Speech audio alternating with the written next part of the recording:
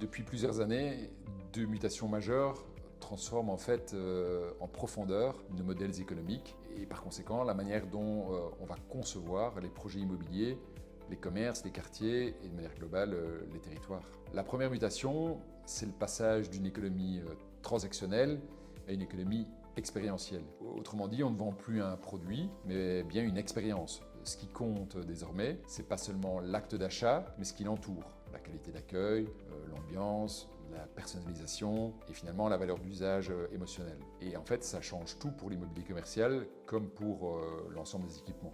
Prenons l'exemple d'un centre commercial qu'on avait analysé en Flandre. On était sur un asset qui stagnait malgré une offre produit qui était complète. Eh bien, en analysant en profondeur ce centre commercial, en croisant les données de fréquentation, de flux, de mobilité, de satisfaction, toutes les données sociodémographiques et les données de pression concurrentielle, on a pu mettre en évidence un déficit clair d'expérience. Très peu d'animation, peu de restauration qualitative, aucun espace de détente. Résultat, eh bien, un programme de repositionnement a été mis en place, intégrant toute la logique de food and beverage, une offre culturelle, un parcours client qui a été repensé.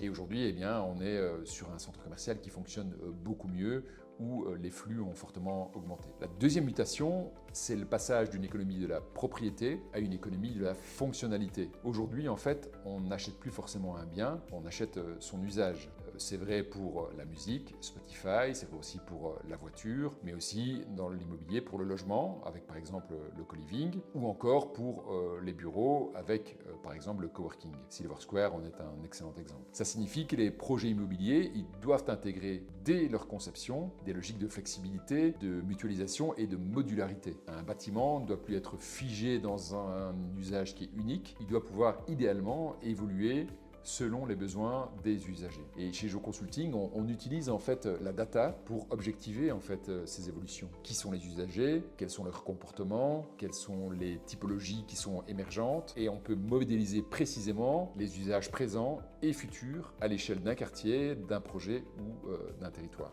En résumé, je dirais que le monde change. On veut vivre aujourd'hui des expériences plutôt qu'acheter des choses, des biens. Et on veut accéder à un service plutôt que posséder en fait un bien. Et comprendre cette double transition, c'est en fait sûrement anticiper la vie de demain.